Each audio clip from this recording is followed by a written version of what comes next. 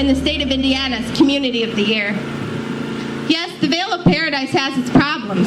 It's not the Vale of Perfection. But the city of Valparaiso is a normal community just like anywhere else.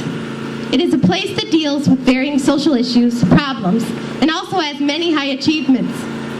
It is also a place that many different kinds of people lovingly call their home. As I look around this evening, I see a lot of wonderful people.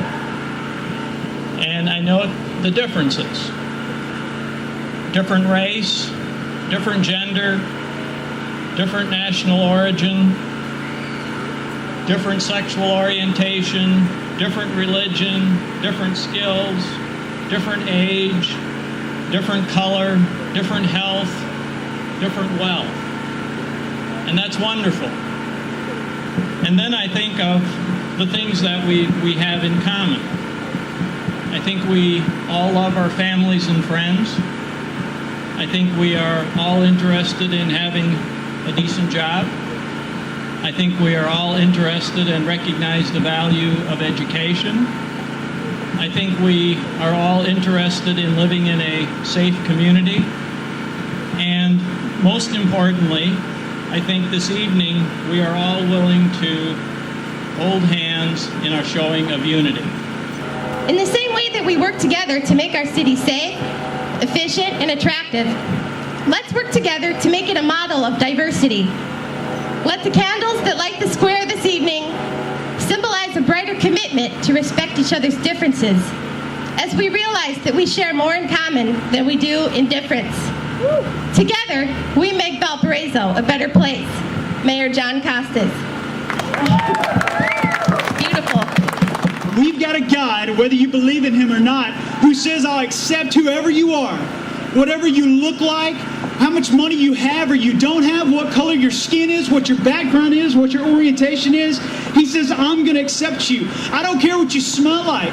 I don't care how big you are or how little you are. You ever heard of a God like that who says, I'll accept you because I love you just as you are? Then the second biblical image I want to invite you to envision is found in several places in the scripture, but most especially in the writings of the prophet Isaiah and the letter that we call Revelation. The Bible is very realistic about the way the world is, but in these passages we find word pictures of the world as it should be, the world that God would have it be. These passages speak of a coming together of people from all nations, a breaking down of the barriers of separation. The vision is of people of all nations, all races, Jews and Gentiles, slave and free, male and female, all the diversity of humankind living together in that peace and harmony, that unity that is God's dream for this world. What we do at this particular juncture, as it relates to what might be, in my mind, a vision for Valparaiso, will largely help create circumstances that mimic or that mirror the type of intentional and willful acceptance of people who are so profoundly challenged sometimes by economic circumstances in an environment so different than where they've come. My biological mother, who is white, had created a child with a black man, and her mother didn't want her having any kind of black baby around here. So I was left at the hospital, alone, without any clothes, without any parents, simply because I was the wrong color of skin. But I wasn't the wrong color of skin to everybody. It was a Valparaiso family who got the phone call. We've got a little baby girl. Will you take her? And it was a Valparaiso family that said, yes, bring her here. It was a Valparaiso family that took me in, bought me clothes, and fed me. They were white. All of them were white. But they treated me like their own.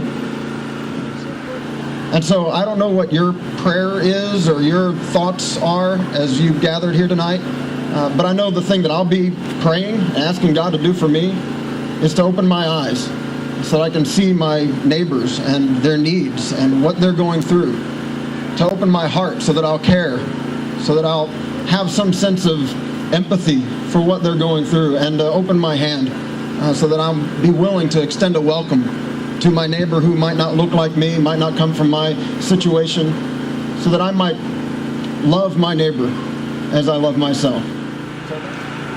Emanating from this powerful symbol is a courageous vision that people from around the world, beginning right here in Valparaiso, Indiana, work for racial reconciliation, reconciliation between denominations and other faiths, to strive for mutual understanding with regard to sexual orientation, to look for reconciliation amongst our neighbors. It has no boundaries.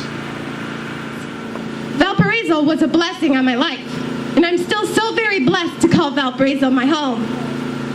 The majority of Valparaiso citizens are not the ones who are committing these acts of exclusion that we all stand against. And it is not fair to assume that these sorts of things reflect an entire city's beliefs. That is stereotyping, plain and simple. Racism, exclusion, discrimination, stereotyping, and all of the like. These are things that can come from anyone of any race, of any gender, any religion, any sexuality, any culture, and any color of skin.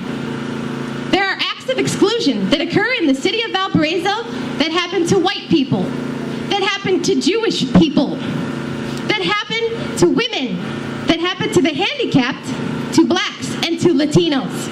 It's a shame that we have to gather like this. It's a shame that we have to even think, that we have to have a cause, that we have to even tell people to not hate one another. We're looking for symbolism. We're looking for hope tonight.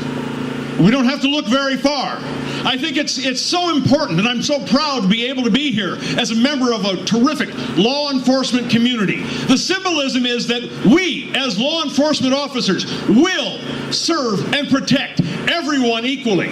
It's important that you know that. And that is why we've come here tonight, Valparaiso, to show how many of us have made the choice once and for all. We've come here tonight to support our common belief of unity amidst all of those things that divide us. We've come here to meditate on and pray for our city, that what we have in common dominates all of those petty things that make us different from each other. And really, this is simple. We've come here to love. In closing, I'd like to share with you one little story. It happened a very long time ago when I was about 5 years old.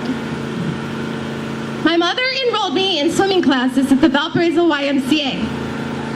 On the first day of class, all of us kids had to hold hands and jump into the water together. On the second day of class, no one would hold my hand. One little girl told me that my mom told me not to hold your hand because you're black. And no one would hold my hand anymore. It's this story and the story of so many others like mine that make me so excited to hold hands with all of you tonight. And it's the story of my parents who gave me a family and a home called Valparaiso, Indiana. Regardless of the color of my skin, that made me organized in events such as Hands Around the Square. Because I know that peace is possible, and I know because I've lived it. And I know that Valparaiso is a good city. I know because I've been here. I'm so blessed to have a home here in Valparaiso, and I am so very thankful to live here. And I know that you all feel the same way about this town too. So I'm asking you to join me in a conscious effort to make our city a better place. And I'm just going to ask you a question, Valparaiso. Will you hold my hand?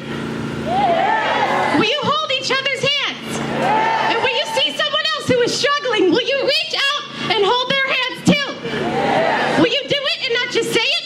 Yes. Do it, because it starts with us. That's how this city is going to change, is with us, if we do it.